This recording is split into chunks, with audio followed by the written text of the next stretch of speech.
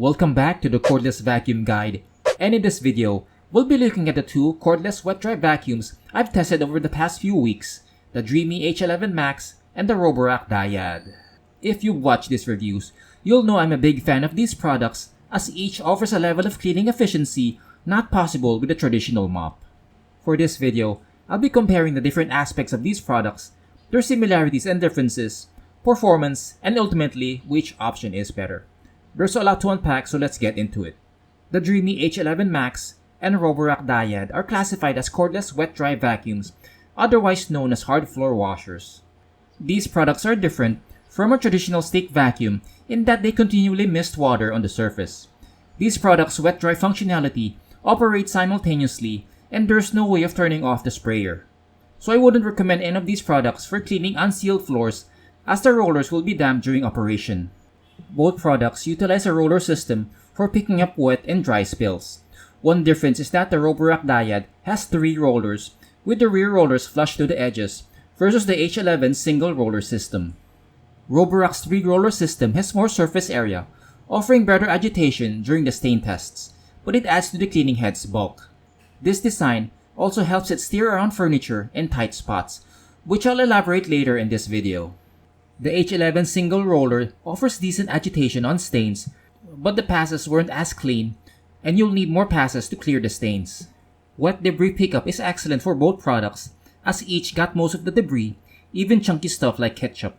Dry debris performance is excellent, at least for small bits of dirt, which is expected because of the roller system. I tested both on neglected areas with lots of hair and dust accumulation, and the results were excellent. At least for these areas, there was minimal hair wrap, and most of the debris went inside the dirty water tank container. However, large quantities of hair will wrap on the roller, so it's a heads up. If you're using this on a mix of liquid and dry messes, be cautious where you dispose of the contents since it could clog the toilet bowl. In my case, I use it mostly for cleaning the kitchen and dining area after dinner and occasionally the area behind the refrigerator and television, so I could throw the contents inside the toilet without it clogging.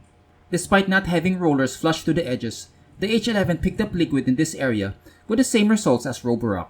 Both have a twin water tank system to separate the clean and dirty water, preventing cross-contamination.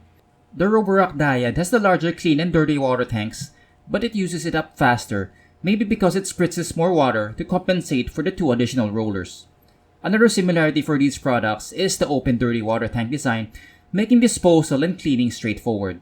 There are no special filters or hard-to-reach contours, so you could use a sprayer to dislodge debris without even using the brush.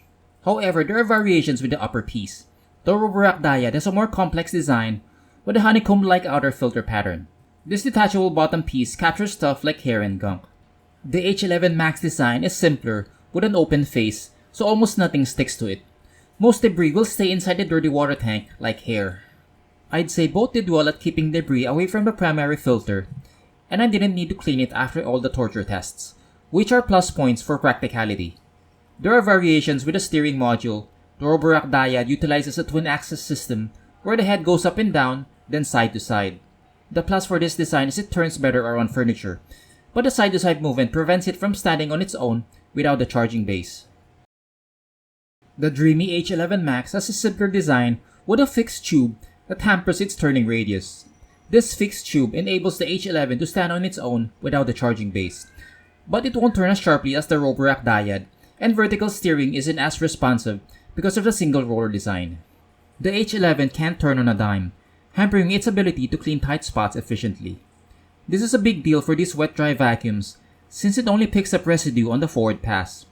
Doing a backward pass will leave water droplets that could potentially stain floors. Both products have handle controls for the power and self-cleaning cycle, but only the Roborock Dyad has a max setting, while the Dreame H11 does not. The lack of a max setting shouldn't be an issue with the H11 as it has more airflow than the Dyad in its single power setting, but Roborock's triple roller system gives it slightly better agitation, at least on dry juice and red wine stains. I'll do more torture tests in future comparisons with overnight stains from Coke and other beverages, so please stand by for those videos when I test other wet-dry cordless vacuums. Both have a self-cleaning cycle that keeps the rollers and internal hose clean, even after torture tests with stuff like ketchup, fish oil, sauce, and juice.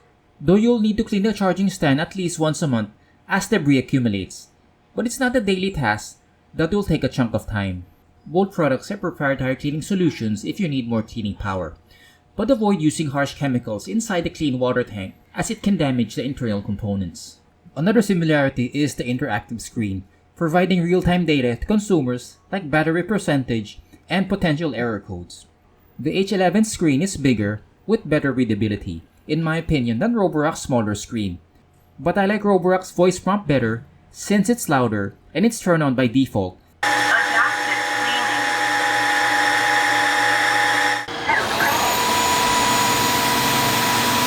Unlike Dreame's, where users will have to engage through this button manually. These wet-dry vacuums are cordless, meaning they will function without the hindrance of a cord.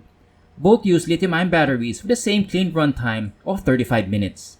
I tested both and each ran for around 40 minutes, which is excellent considering other brands like Bissell last for 30 minutes. 40 minutes is plenty, considering these products are efficient with debris pickup and will cover a lot of ground. The Roborock Dyad is slightly noisier, maxing out at over 80 decibels in the max setting, while the Dreame H11 is quieter at 78.7 decibels. Lastly, the physical dimensions are about even, with the Dyad slightly heavier due to the triple roller system that adds more bulk. But weight shouldn't be a deciding factor unless you move these products constantly on a flight of stairs. Overall, considering the price difference, its ergonomic advantages, and stain cleaning performance, the Roborock Dyad is the better option. Thanks to the triple roller system, it steers better than the Dreame H11 around furniture, especially in tight spots, where it can turn effortlessly with minimal drag. The Dreame H11 performs well, but its single roller lags behind Roborock with stain cleaning, as users will need to do more passes to get the same results. But its biggest drawback is the subpar steering, since it relies on this fixed tube. If Dreame can tweak the steering mechanism, it would have a better product. But as it stands, this is its biggest drawback and a potential sticking point. If you've made it this far, I'd like to say thank you and consider giving this video a thumbs up if it's been helpful to you. It goes a long way in growing this channel and reaching to more consumers. Subscribe and hit the bell icon to get notified when I publish new videos like this. I'll publish a written comparison in my blog soon, so please check the links below for more information on these products and more. Thanks again for watching, and I'll see you in the next video.